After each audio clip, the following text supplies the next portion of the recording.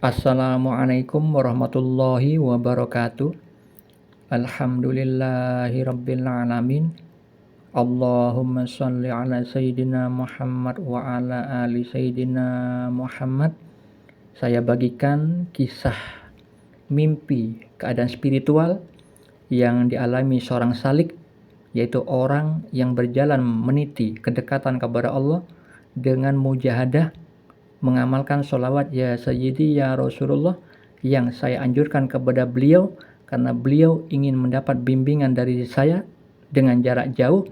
Maka saya anjurkan untuk membersihkan keadaan hatinya dahulu dengan mengamalkan sholawat ya Sayyidi ya Rasulullah, supaya Allah merahmati, menghapuskan dosa-dosanya, mengangkat derajatnya, dan kemudian Allah izinkan ilmunya bertambah. Karena Allah itu hanya memberi kebaikan kepada hati-hati yang bersih, tidak kepada hati yang buruk. Kita harus mengetahui sabda Nabi Muhammad SAW di dalam hadis riwayat Bukhari dan Muslim. Beliau bersabda, ketahuilah sesungguhnya di dalam tubuh terdapat segumpal daging. Jika segumpal daging itu baik, maka baiklah seluruh tubuhnya. Dan jika segumpal daging tersebut buruk, maka buruklah seluruh tubuhnya. Ketahuilah segumpal daging itu adalah hati. Jadi maksud beliau adalah di dalam hati manusia itu ketika keadaannya baik, maka pasti bisa mengamalkan, bisa melahirkan amal-amal soleh yang dilakukan dengan tangannya, dengan matanya, dengan telinganya, dengan lisannya. Beda lagi kalau keadaan hati orang itu buruk, yang tertutupi titik-titik hitam karena maksiat, maka buruklah seluruh tubuhnya, melahirkan amal-amal mengandung dosa, mengandung maksiat, namun tidak disadari. Ketika mengatakan suatu hal, dia tidak sadar akan kesalahannya. Ketika memikirkan sesuatu, ternyata salah pemahamannya. Ketika mendengar sesuatu, salah memahami maksud dari pendengaran telinganya. Dan ketika memandang segala sesuatu, seringkali salah maksud, gak mengerti hikmah atas kebenaran hakiki. Nah, itulah orang yang buruk hatinya. Karena apa? Tertutupi titik-titik hitam karena maksiat yang diperbuatnya. Nah, kalau sudah hatinya kotor, maka ingat Allah firmankan di dalam surah Al-Mutaffifin ayat 14, sekali-kali tidak demikian. Sebenarnya apa yang selalu mereka usahakan itu menutupi hati mereka.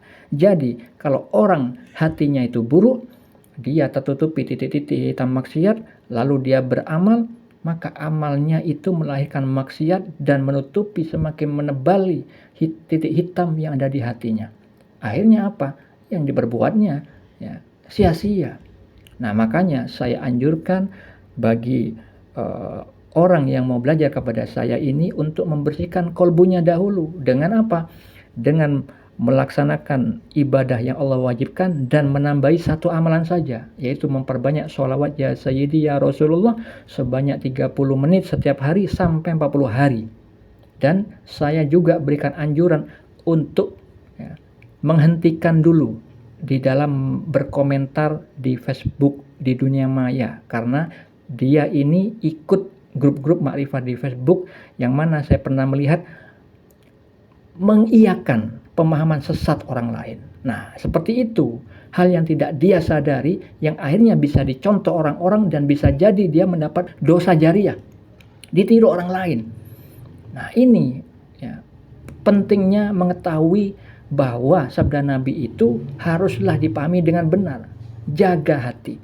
Nah, seperti yang Allah firmankan di dalam surah Asy-Syams, beruntung orang yang menyucikan jiwa itu, merugilah orang yang mengotorinya. Nah, makanya beliau ketika saya anjurkan begitu, beliau mengamalkan sholawat. Nah, kemudian setelah beliau berjanji kepada saya untuk tidak berkomentar di Facebook, ternyata beliau ini melanggar. Beberapa kali komentar dan saya biarkan berhari-hari. Akhirnya Allah memberi mimpi keadaan beliau yang buruk dari sudut pandang Allah. Mimpinya apa yang beliau alami? Beliau bermimpi bugil, telanjang, tidak memakai baju. Satupun di badannya tidak memiliki baju, tidak memakai pakaian. Beliau berada di lapangan terbuka, walaupun tidak ada manusia di situ yang melihatnya. Tidak ada manusia yang lain kecuali beliau sendiri. Tapi beliau di mimpi itu merasa cemas, merasa sangat malu dan takut kalau dilihat dan diketahui orang banyak. Beliau berusaha menutupi kemaluannya dengan kedua tangannya dan berusaha payah mencari pakaian. Apa takwil mimpi atau makna mimpinya? Perlu diketahui saudara-saudariku, mimpi adalah bagian dari syariat Islam. Banyak dalil atau keterangan yang menjelaskan tentang mimpi dan juga tentang ilmu takwil mimpi. Di dalam Al-Quran Allah Subhanahu wa Ta'ala berfirman bahwa Nabi Yusuf alaihissalam diberikan sebagian pengajaran takwil mimpi. Terdapat di dalam surah Yusuf ayat 6, ayat 21 dan ayat 101. Di dalam Al-Quran juga banyak terdapat kisah mimpi yang dialami para nabi, para rasul dan orang-orang terdahulu. Di dalam surah Yusuf, di dalam surah As-Saffat dan juga surah Al-Fat dan juga surah Al-Anfal. Di dalam hadis Bukhari dan Muslim, Rasulullah SAW bersabda, mimpi seorang mukmin adalah 1 dari 46 bagian kenabian. Di dalam hadis riwayat Ibnu Majah, beliau bersabda, mimpi seorang muslim yang soleh adalah 1 dari 46 bagian kenabian. Di dalam Sahih Muslim, beliau bersabda, membagi mimpi menjadi 3 bagian. Mimpi yang baik, mimpi kabar gembira datangnya dari Allah, boleh diceritakan. Mimpi yang kedua adalah mimpi menyedihkan datangnya dari setan. Beliau menganjurkan untuk tidak boleh menceritakan kepada orang lain. Mimpi yang ketiga adalah mimpi dari bisikan hati, karena di saat terjaga sering memikirkan sesuatu hal, akhirnya terbawa di dalam mimpi. Mimpi jenis ketiga ini juga tidak memiliki makna, tidak perlu dicari takwilnya dan tidak perlu diceritakan kepada orang lain. Yang mimpi boleh diceritakan adalah mimpi petunjuk dari Allah Subhanahu wa Ta'ala. Untuk mengetahui dalil lain terkait mimpi, Anda bisa baca sendiri pada deskripsi di video ini. Mengenai takwil mimpi atau makna mimpi terkait baju, kalau ada orang telanjang, malu, takut, ini tandanya dia dalam keadaan berdosa dari sudut pandang Allah. Seperti hanya orang lain, anak pemuda yang juga minta bimbingan saya dahulu, beliau juga begitu. Di dalam kehidupan nyatanya setelah mengamalkan sholawat ya Sayyidi Rasulullah, dia mengingat dosa-dosanya, teringat dosa-dosanya, lalu ingin menghentikan sholawatnya. Lalu saya katakan, jangan berhenti, justru itu dampak baik dari sholawatmu. Orang beriman itu ketika diberi waswas setan, dia ingat kesalahan-kesalahannya. Itu yang Allah firmankan di dalam Al-Quran. Maka ketika saya tanyakan mimpinya, apa yang dialami, beliau mengatakan, saya bermimpi telanjang dan takut pulang, dan ada perempuan menawarkan pakaian kepada saya, lalu dia terbangun. Apa maknanya? Mimpi telanjang takut pulang itu artinya kondisi ruhnya buruk, berdosa, lalu takut menuju kepada Allah, pulang ke hadirat Allah.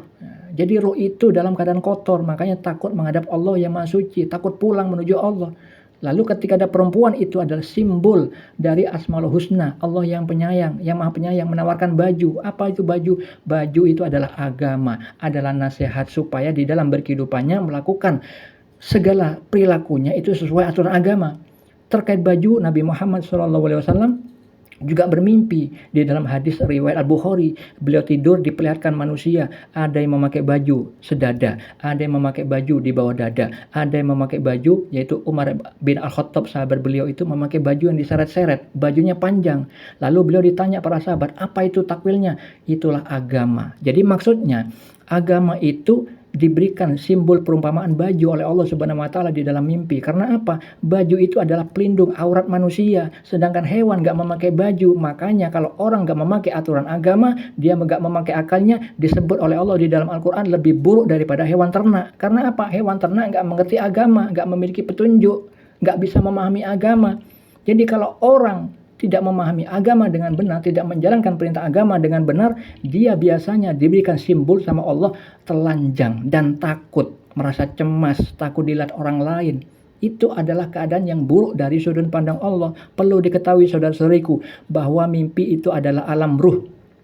Yang diperlihatkan kita itu adalah ruh kita, keadaan ruh kita.